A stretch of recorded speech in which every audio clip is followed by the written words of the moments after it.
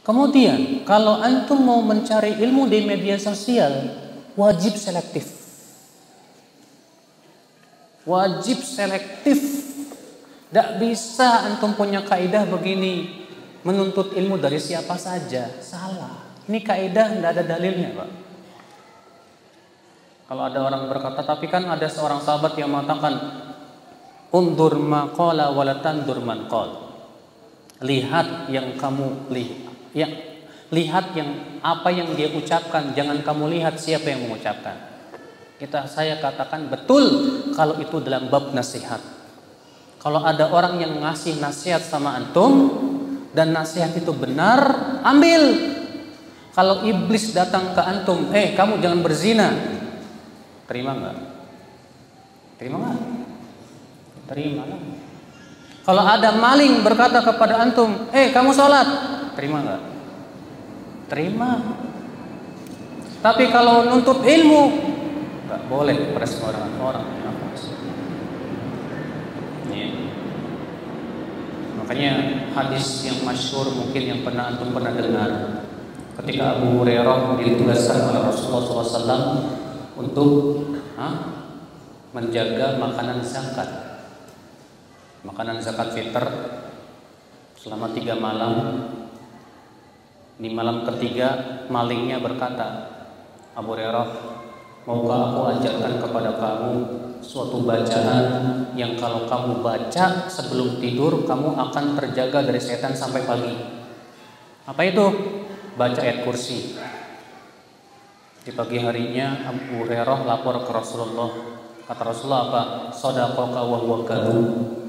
Kali ini dia benar walaupun tukang dusta. Abu Hurairah, kamu tahu tidak siapa yang 3 malam berturut-turut maling? Enggak tahu ya Rasulullah. Kata Rasulullah, itu setan.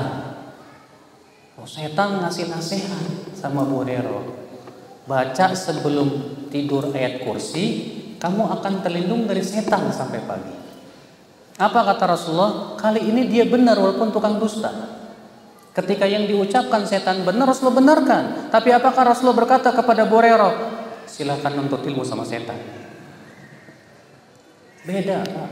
Menuntut ilmu itu artinya antum bersimpuh mengambil ilmu. Maka syaratnya dia harus mumpuni ilmunya. Tidak boleh sembarangan. Kalau di zaman Imam Ahmad saja ada seorang ulama mengatakan, kunna idza aradna an na'khudha haditsan an ahadin jalasna syahrain.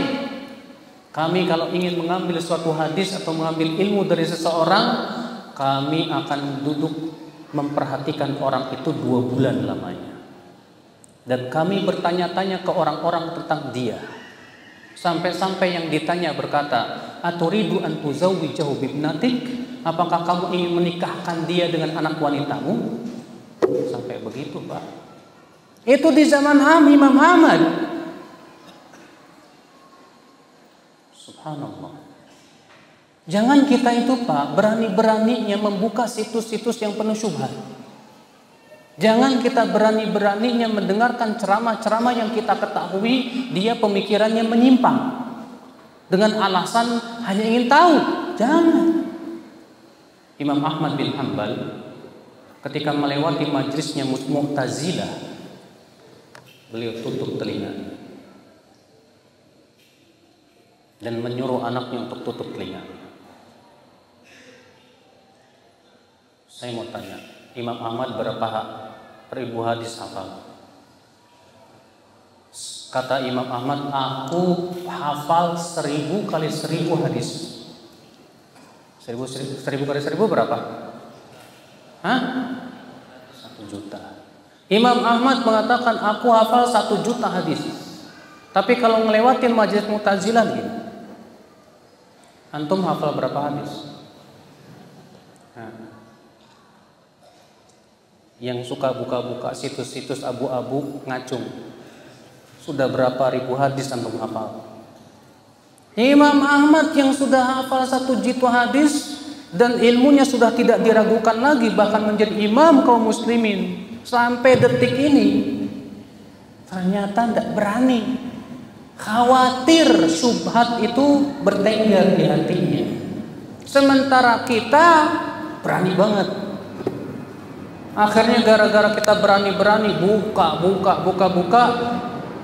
akhirnya Bapak, kita dirundung keraguan, kita dirundung kebingungan. Makanya Pak, kalau antum mau buka YouTube dan ingin mencari ceramah-ceramah ustadz, gunakanlah konsultasi dengan para ahli ilmu. Tanya kepada para ahli ilmu tentang Ustadz Fulan wa Allan, karena ini merupakan perbuatan salafus saleh terdahulu. Kenapa? Untuk menyelamatkan akidah kita, din kita, agama kita. Gak setiap orang yang berbicara tentang agama itu bisa diambil ilmunya, Pak.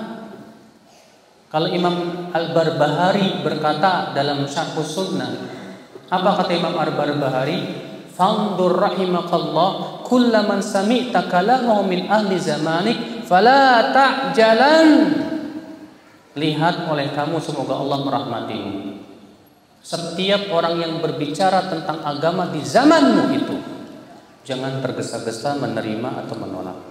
Hatta tanzura fi, sampai kamu lihat pendapatnya itu. Hal takallamu fi ahadun minas sahabah atau ahadun minal ulama? Apakah pendapat dia ini sudah didahului oleh sahabat atau para ulama terdahulu atau tidak? Kalau ternyata memang ada pendahulunya dari sahabat dan para ulama, fatamassak bih, kata beliau, pegang kuat-kuat. Tapi kalau tidak ada pendahulunya sama sekali dari para sahabat dan para ulama, buang. Emangnya yang bawain Al-Quran dan hadis sudah pasti benar? Belum tentu. Kalau ternyata pemahamannya dari pemahaman sendiri, ya. Ketika Rasulullah SAW mensifati orang Khawarij, bagaimana sifat Khawarij kata Rasulullah? Kata Rasulullah SAW, yaqra'unal Qur'an wa la yujawizu taraqiyahum yaquluna min qawli khairil bariyah yamruquna minad din kama yamruqus samu minar ramiyah. Kata Rasulullah SAW apa? Mereka membaca Al-Quran, menghafal Quran, tapi tidak sampai ke kerongkongannya. Mereka membawakan hadis-hadis Rasulullah SAW, tapi mereka melesat dari agama seperti melesatnya panah dari buruannya. Lihat ya akhi, Rasulullah SAW mensifati orang Khawarij itu hafal Quran, hafal hadis. Tapi Rasulullah mengatakan mereka melesat dari agama. Kenapa? Jawabnya satu, karena mereka mengandalkan pemahaman sendiri. Mengandalkan pemahaman sendiri bahaya. Harus melihat bagaimana pemahaman para sahabat Nabi, pemahaman para tabi'in, para ulama, agar kita selamat ya akhwal Islam azza wa jalla. Nah, dalam bersosial media ini penting Pak, perkara seperti ini. Hati-hati, waspadalah, waspadalah.